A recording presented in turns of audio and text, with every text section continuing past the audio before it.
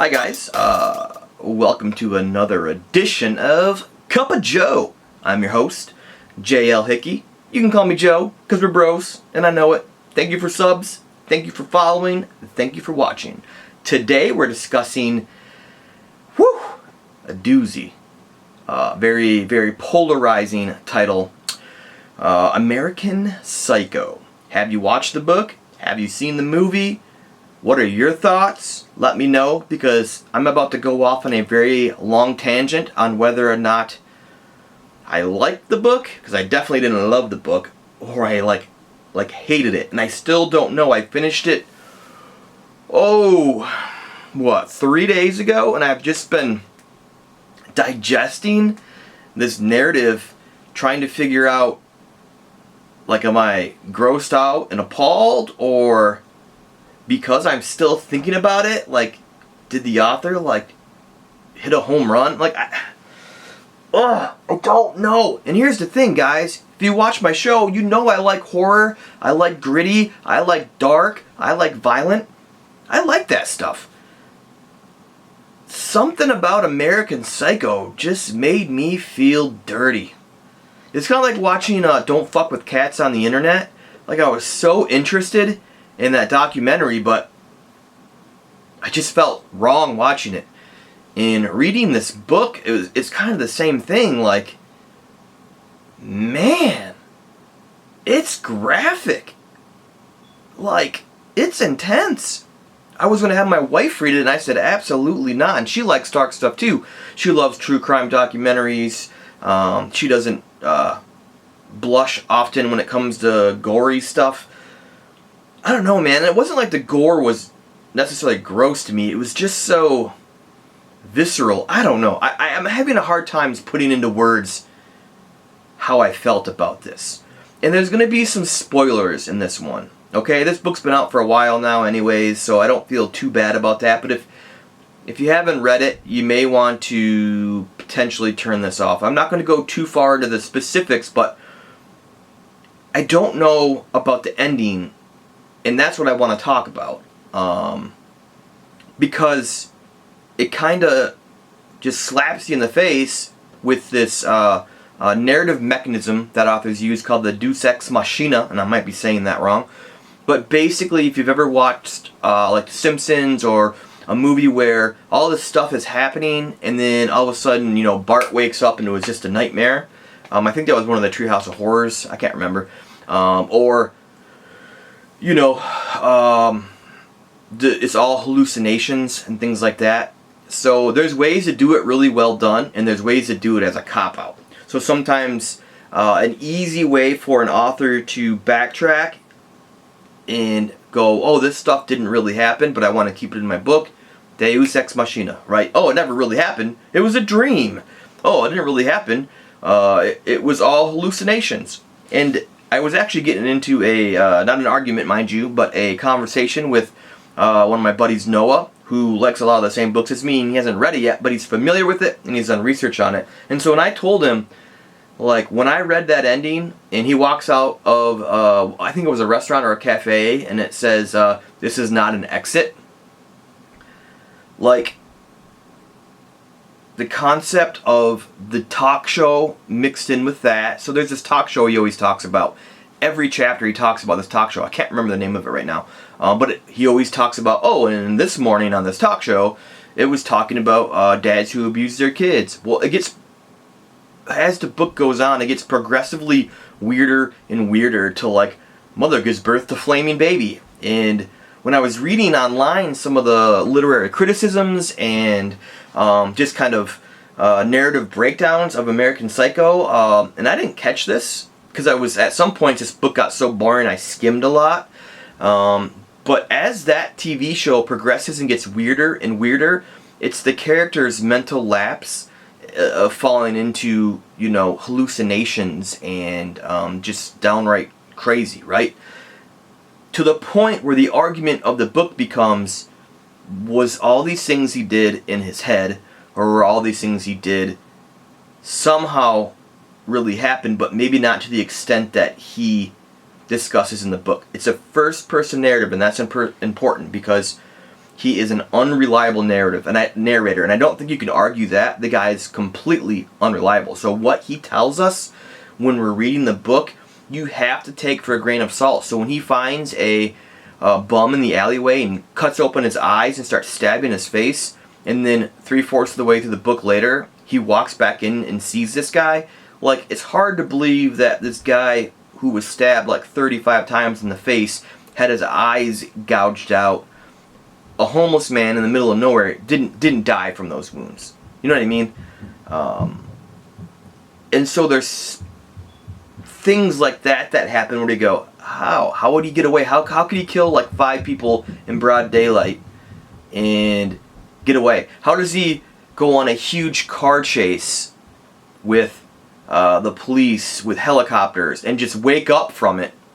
And there's nothing on the news. Nothing on the news. Nothing happening. He just goes about his day.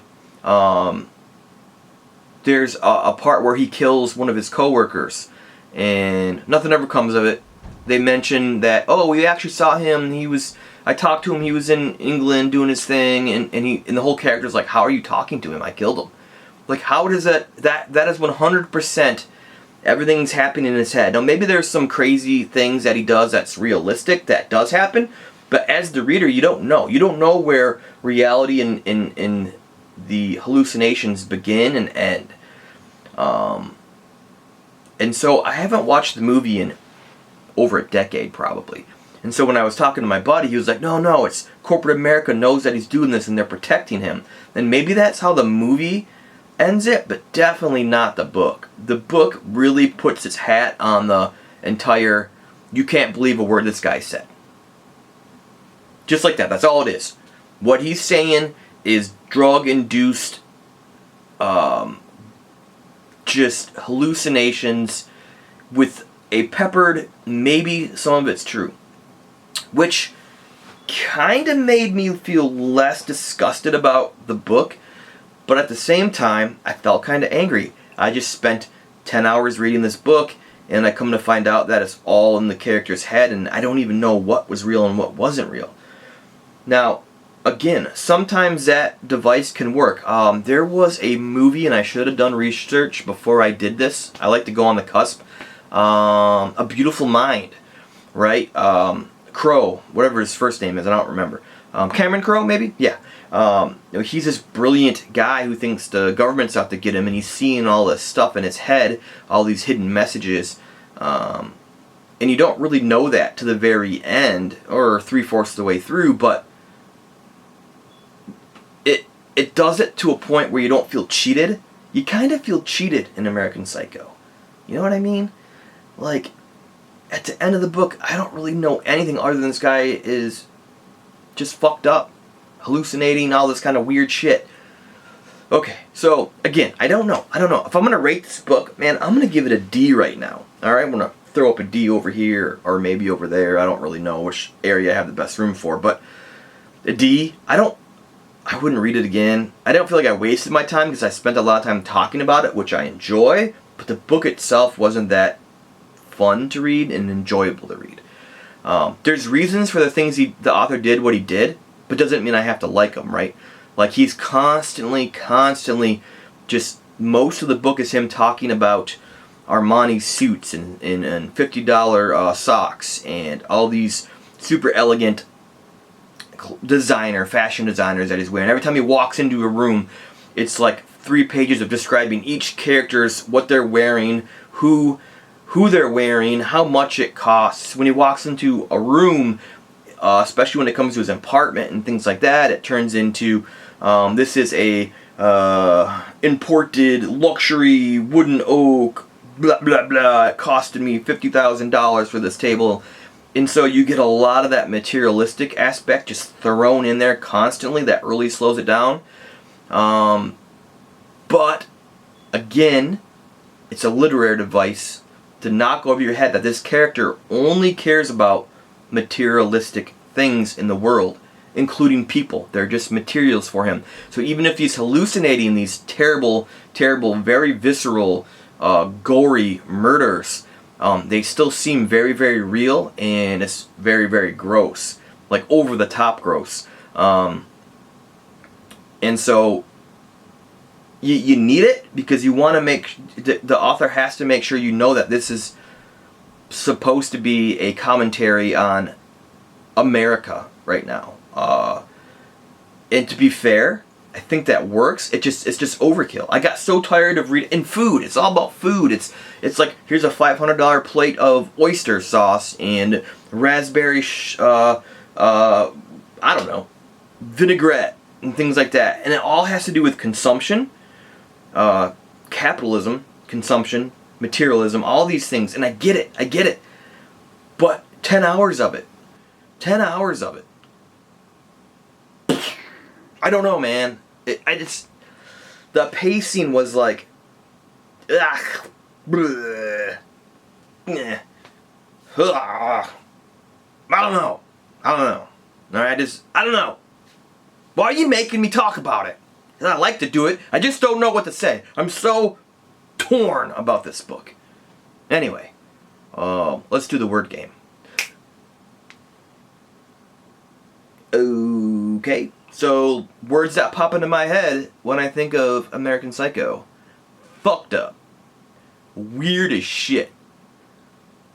Gory as hell. Violence on top of violence. Fashionable clothing. Super expensive food. It takes place in the 80s. Wall Street. Would not recommend to most people. If you do read it, you have to read about the author's life and his commentary on the book to understand the book with a better overall kind of encompassing ideal of what he was trying to do. Because I think if you just read it without knowing much about what was going on in his life, and his commentary on why he did the things he did, you might just throw that book in the trash, honestly. By far the most descriptive gore I've read, and I like that stuff, but not to this point. Not to this point. Yeah, man. A D. If you're looking for a weird ass, like trippy read, that really, like, just, God, I don't know. See, words, they don't work with this book. I just can't. We're going to end it with the D. I think D's strong for this book. If you really like the bizarre stuff, you might shoot that up to a B.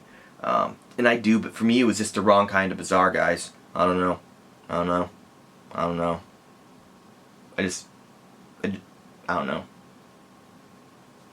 Yeah, that's going to be the end of the review. Appreciate you guys watching. And of course, if you like the review, you like listening to my voice, you like my thoughts on books, please subscribe. Maybe share it on a social media platform of your choosing. And hopefully we'll see you next time. Please, let's talk about the book or other books or anything you want to talk about. Throw out a comment. Helps me out. Hit the like button. Helps me out. Hit the dislike button. If you think I'm ugly, you think I'm stupid, it still helps me. It's no different than hitting the like button when it comes to the algorithm, so I'll take it. Anyways, appreciate it, guys. Good talk, good chat. We got a couple more reviews to do coming up. I got to review... What have I read? I've read so much and I haven't had time to review anything. So we'll be having soon... oh, shit. I don't even know. I have to review the second book of Donald Ray Pollock, Heavenly Table. Really great book. And then the follow-up book after that I read was... one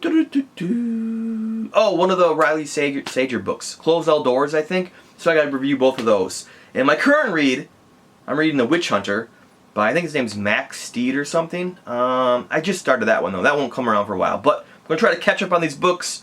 I really appreciate you guys' support. Yeah. Sounds good. Catch you on the next side.